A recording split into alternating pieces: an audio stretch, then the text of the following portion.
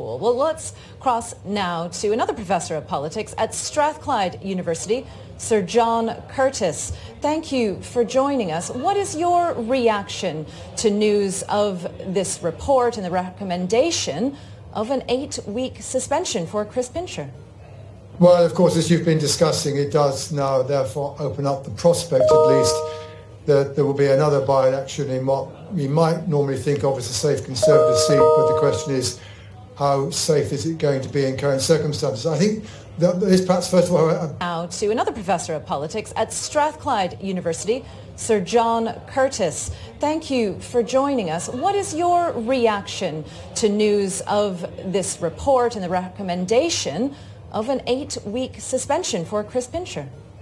Well, of course, as you've been discussing, it does now therefore open up the prospect, at least, that there will be another by-election in what we might normally think of as a safe Conservative seat, but the question is, how safe is it going to be in current circumstances? I think that there is perhaps, first of all, a big picture point to make about this, which perhaps not everybody has remembered. It was the events surrounding Chris Pincher that was the subject of this report that eventually led to the downfall of Boris Johnson, because Boris Johnson failed to admit that in fact he had previously been advised when he was Foreign Secretary of previous allegations about Mr. Pincher's behaviour, and it was the fact that Mr. Johnson had not been upfront about this that eventually was the straw that broke the camel's back of Conservative MPs willing to allow him to remain in office.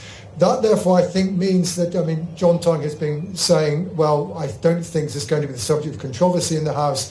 I think it may not even be the subject of a vote. That it will at least give the Conservative Party some opportunity to indicate that indeed some of the allegations surrounding the downfall of Boris Johnson have a degree of merit to them. In the end, much of the Conservative Party, including the Prime Minister, decided not to vote on Mr. Johnson's suspension, and that's not done the Conservatives any good in the opinion polls since. Here at least is perhaps a little bit of an opportunity for the Conservatives to claw back some of their credibility in the eyes of the public on what we might now broadly call the ethics problem facing the Conservative Party. The other problem that, however, this potentially now creates for the Conservatives is, unless Mr. Pincher decides to resign, as Mr. Johnson of course did, then we do, as John Tongue was explaining, have this 6-week process whereby a by-election petition is being run. If you work through the dates, that effectively means that perhaps the earliest that the Conservative whips could call this by-election is the end of September. Well, what goes on at the end of September? The party conference season, including the Conservative Party conference.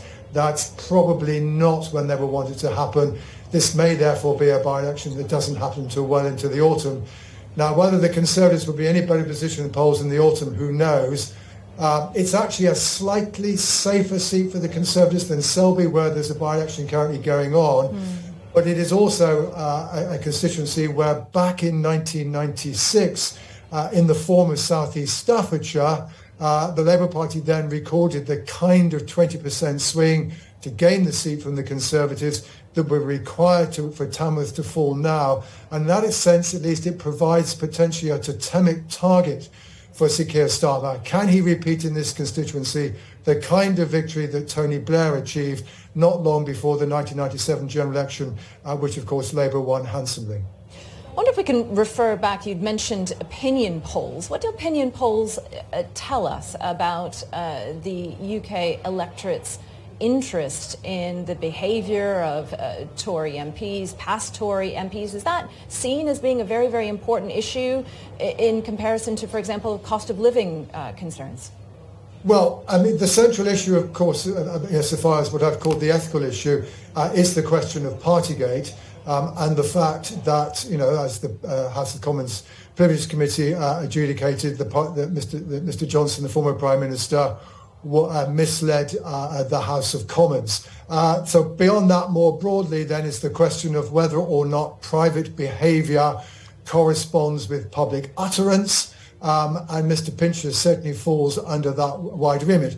And I will simply point out the until Partygate first emerged in the news in December 2021, the Conservatives had never previously been behind the Labour Party consistently in the polls. They've never been back in the lead since. And if you look at what's happened in the last couple of weeks since the report on Mr. Johnson was published, the Labour lead over the Conservatives has grown from 15 points to around 18 points. The fact that the Conservatives have not seemingly adequately grasped this issue is still seemingly, despite, as you quite rightly say, the economy is the biggest problem facing the Conservatives, despite the weight of that problem, this is still an issue, a nettle that the Conservatives need to grasp and need to try to put behind them. Okay, Sir John Curtice, thank you very much for speaking with us.